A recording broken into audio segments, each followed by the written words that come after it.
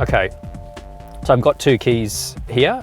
They're identical at the moment. They're what we would call a master key, as they come from the factory. So they both start the car, and the car will behave in a completely normal manner with these two keys. What we're going to do now is we're going to turn one of these keys into a MyKey. Right. And we do that by ignitioning the car on with one of those keys and then going through the menu. Right, and it could be either of them. It could be either of these keys. Right. Okay. So in this instance, let's say it's my car and I want to give a key to my child. So I'm going to take the key with the remote and I'm going to give this key to my child. So let's turn this into a MyKey. Let's do it.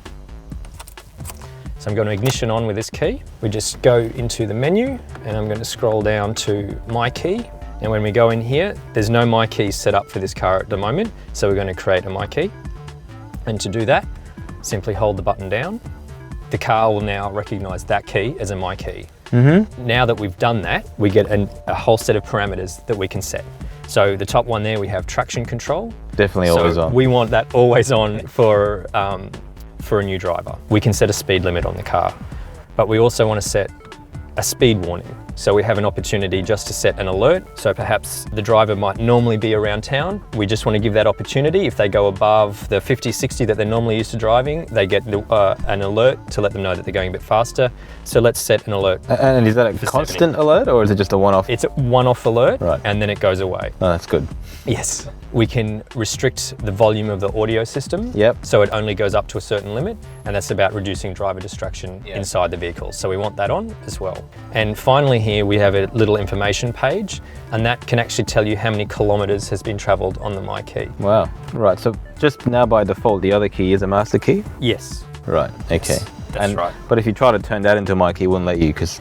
No, because we have to have one master key. Right. Okay. So if you wanted to add an additional key, you could get an additional key coded to the car at the dealership, and then you could convert that to a MyKey. Right. So could you remove that key as a MyKey? I mean, is it something that they could do now? What would stop them from removing that as a MyKey and removing all these limits? Okay, so let's go through that process. So when I ignition on, we now get that it's MyKey activated. Right. We get told that the car is also speed limited. And of course, it asks us to drive safely.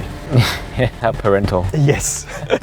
So now that we have the MyKey parameters set, if we go into the menu and go back down to MyKey, we see MyKey is active. Yep. And we only get the information screen. So we actually can't get access to the sub menu that allows you to change parameters. Oh, I see. So if you now put that key in, you could then get into the MyKey menu and set parameters for the other key. Yes. Okay. Well, that is reasonably simple to do. Something, most parents could get away with doing themselves. Yeah.